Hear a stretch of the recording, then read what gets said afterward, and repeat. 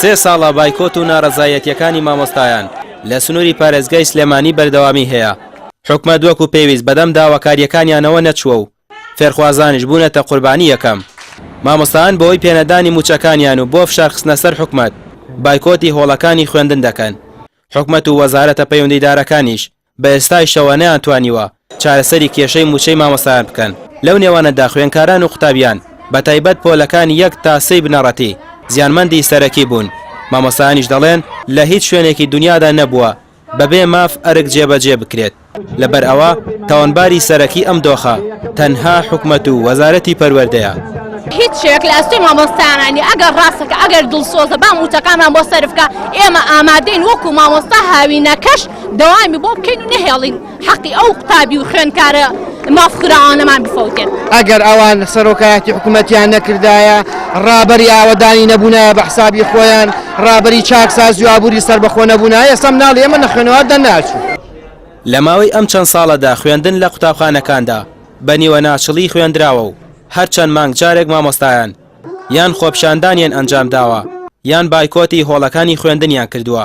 بەپێی ئامارە نەفەرمیەکانیش ساڵانە بەهۆی تەواو نەکردنی پرۆگرامی خوێندنەوە زۆربەی قوتابیانی پۆلەکانی 1 تا 3 بنەڕەتی خوێندەواریان بەرەو لاوازی ڕۆیشتووە.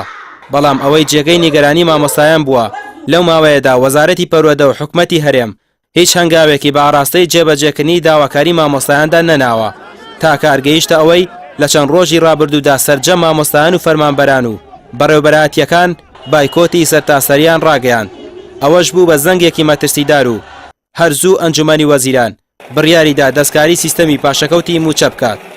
کارڕم لە ڕێگا لە ماڵەوە منالێک پێمەڵێ مامۆستا بە ناخی ئەرزارڕم خوار ئەو نەم پێ ناخۆش هەڵم خۆزگە مامۆستا نەبوومایە ئەم بەر پرسیارەتە ناکەوت سەر ئەستۆی مامۆستا هەرەکەوێت سەر حکومەت ئەکەوێت سەر وەزیری تەربیە ئەکەوێت سەر ئەو دەسەڵاتەکە ئەم وڵاتە بەم سەقەتێ بەڕێوەدا.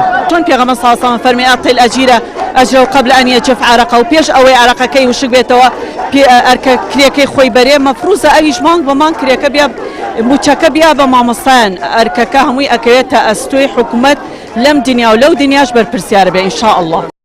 وەزارەتی پەروەردە و حکومەتی هەرێم بە بەرپرسیاری سەرەکی شکستێنانی کەرتی پەروەردە و بنیادنانی کۆمەڵگەیەکی نەخوێندەوار دەزاندرێت.